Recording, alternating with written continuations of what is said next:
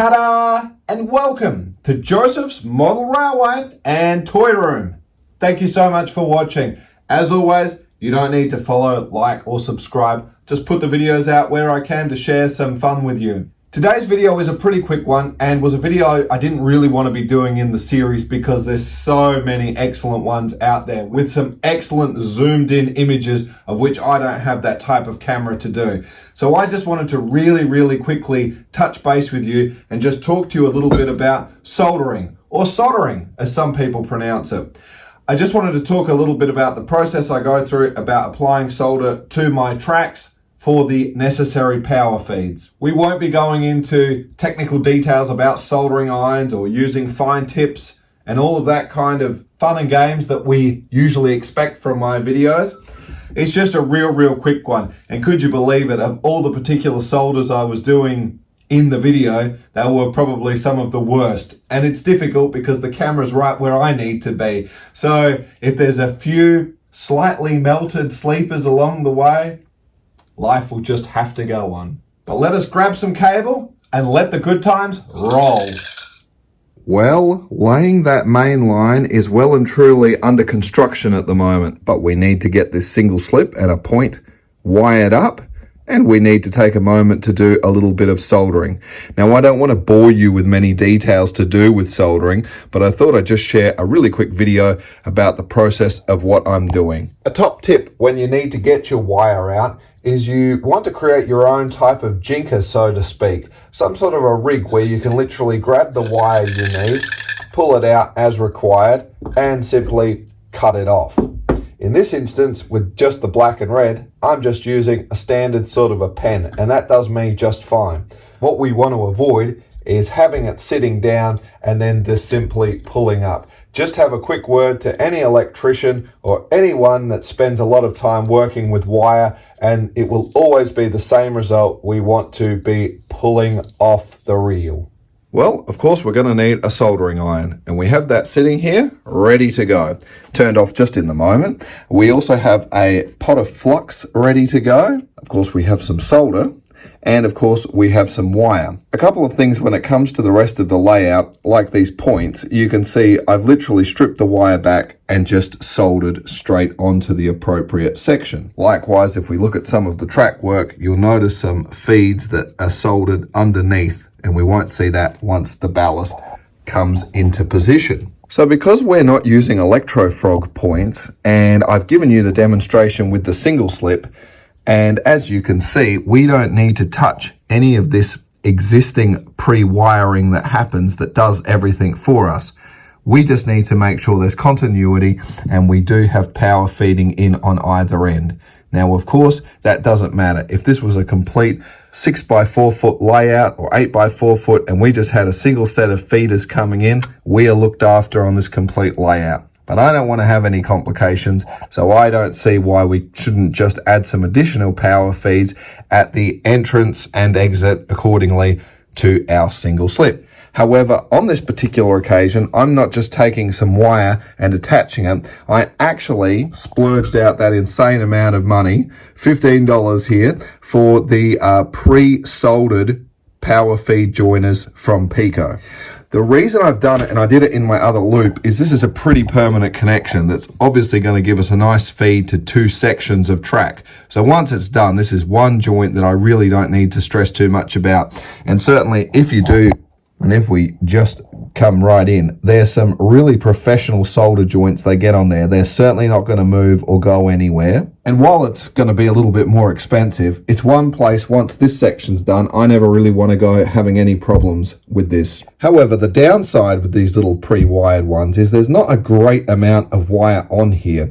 Again, I'm not sure what's going to happen under the board just yet in respect to where all our distribution's going to be. And knowing there's quite a few cables here, we will inevitably have to ensure that we have the correct lengths as required. So what I've done is just taken some additional cable, probably about 1/2 meter. Yes, it's a bit generous, but this cost of cable is quite cheap. And considering I'm not building my layout upside down, I will have to crawl in underneath and do it. Extra tails hanging on it is much easier to clean up and tidy depending on what we do. Again, if we just take a quick wander, you'll see all these very generous tails dangling down underneath the board, waiting for me to figure out what we're doing. A story for another day, of course. So you'll see what I've done is it's just a matter of, I'm obviously soldering them together, and then I like to slip a little bit of heat shrink on to make sure I've got an absolute permanent bond there and no problems whatsoever. So while I've pretty much completed most of these, I still have one to do. So I thought we might just join for a minute and see the process of how I'm doing it. We've got you in nice and close here, so let's see what we can come up with. First and foremost, before I'm ever soldering any two joints together, there is a high chance that we will need to add some heat shrink to it just to give it a little bit of stability and take that strain relief off of where our actual solder joint is. So before we even make our joint or solder it together, I like to make sure I've got some heat shrink pre-organized, ready for what we're going to do.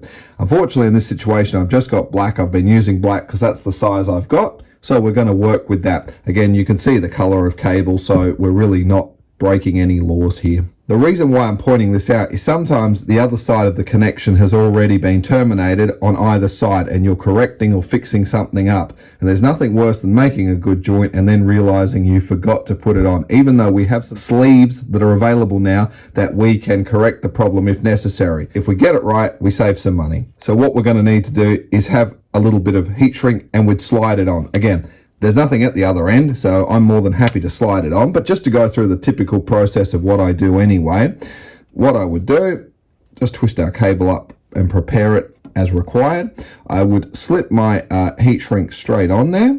Now the other thing is, I'm going, where permissible, bring it down. I want it on the other side of where this alligator clip is.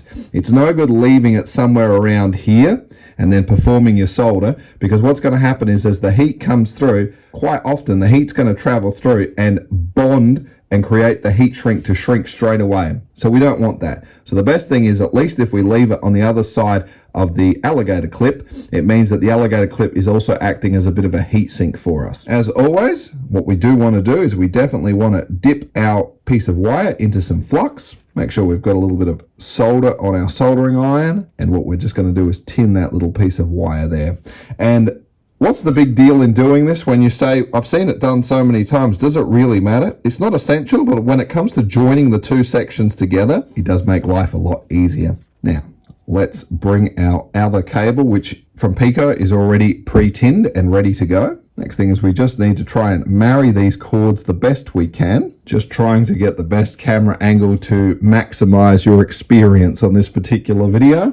These little helping hands that you can purchase are an invaluable investment if you're going to be doing some of this tricky stuff. Now, the great thing with the actual Peco wire is it's a little bit stiffer. So we use that to take where we need to be and use that as the one that's ready to be set to. Our soldering iron is nice and warm. I believe I'd have enough solder on there at the moment, but look, for the sake of the demonstration, we'll just add some on. Feel more than welcome to hold it if needed. Sometimes it can be a bit tricky, but literally we're just going to glide a little bit over here. I mean, we don't want too much or we won't get our heat shrink on. There's a bit more than I'd like on that one. We're going to take our heat shrink and slide it over.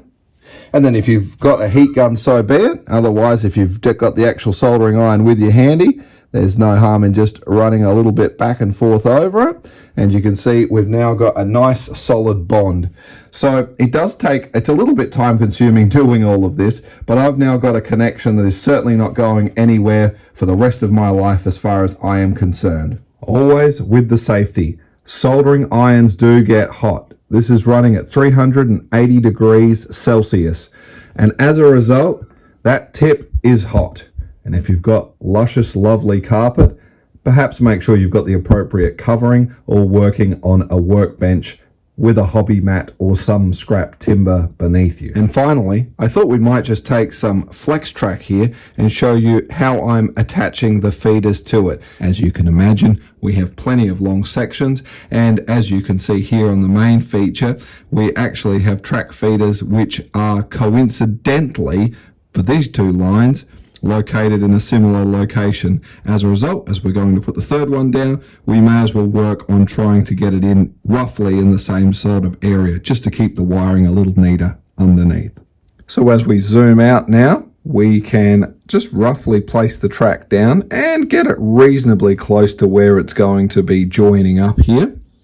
And as you can see, this was a little bit coincidental where these lines actually did end up. The power feed for this middle track is actually located just a little further up and about a meter further down. Now that we've exposed this section of track, when the track is upside down, I always know that I need to solder red and then black. And as it's flipped around, we come back to the logic as we always did before, that red is closest to the red framework and black is to the track. That's the logic I've gone with. The biggest tip that makes this so much easier, and it only takes a few seconds to do, is you want to take some sort of a file and just quickly roughen it up just a little bit. This will allow the bond with the solder to work so much better. So as you can see, just a little bit more shinier there as we sort of scrape some of that off, and let's prepare it for soldering. So as discussed before, we have our flux, and the one thing I'm always fascinated about my fellow colleagues in the UK is because your weather's quite a bit cooler than we have here, it's generally like sticking it into a cooled down block of fat. But as you can see, and this, we're still coming in off the winter at the moment, it's about 11 degrees outside, it's still very, very runny. And in the summertime, it is literally like water. So here is our piece of track. Remember, red, black.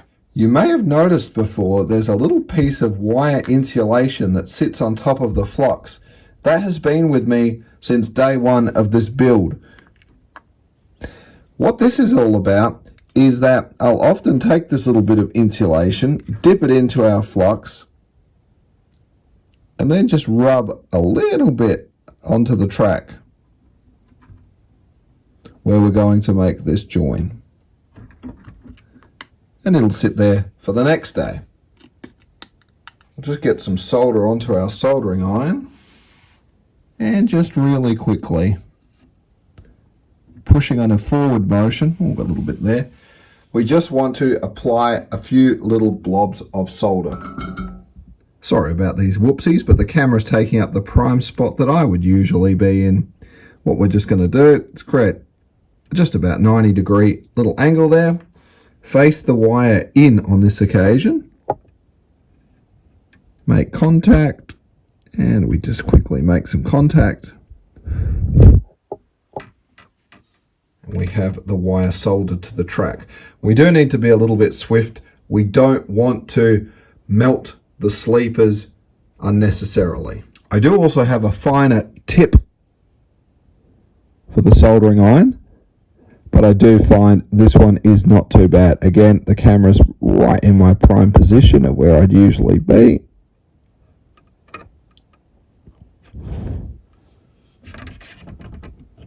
Flip it over. Nice and smooth. Also, anything along here, I would usually come back with the iron and just tidy that up, and or of course the ballast will make most of that disappear. I'm certainly no master solderer like other members of my family, but it's a solid electrical connection, and once that ballast goes over, no one will see that. At this point, I'm roughly just making sure that this line is in the right type of position, a rudimentary little mark for where those cables need to sit, and then we will certainly drill a hole. Some people will just drill a single hole in the middle. That's absolutely fine. There's a lot of logic to why you do it. I do prefer to do 2 single holes where possible. The reason is I believe it looks a little more subtle. And there we go. Of course, at this point, I would then re-lift it up slightly, come along with our copy decks, just slap it down liberally, lay the track down, soda cans on top, and let it dry. Well, that now concludes another wonderful video. Thank you so much for joining me in this one. Well, as you can see, the feature section is now nearing completion. I've just knocked up a little bit of timber now to carry on with the back line. So until the next video, I do hope you've taken a moment to have a look at my little conundrum where I plead for some help with trying to find a station. Otherwise, stay safe and we'll see you in the next one. Toodles!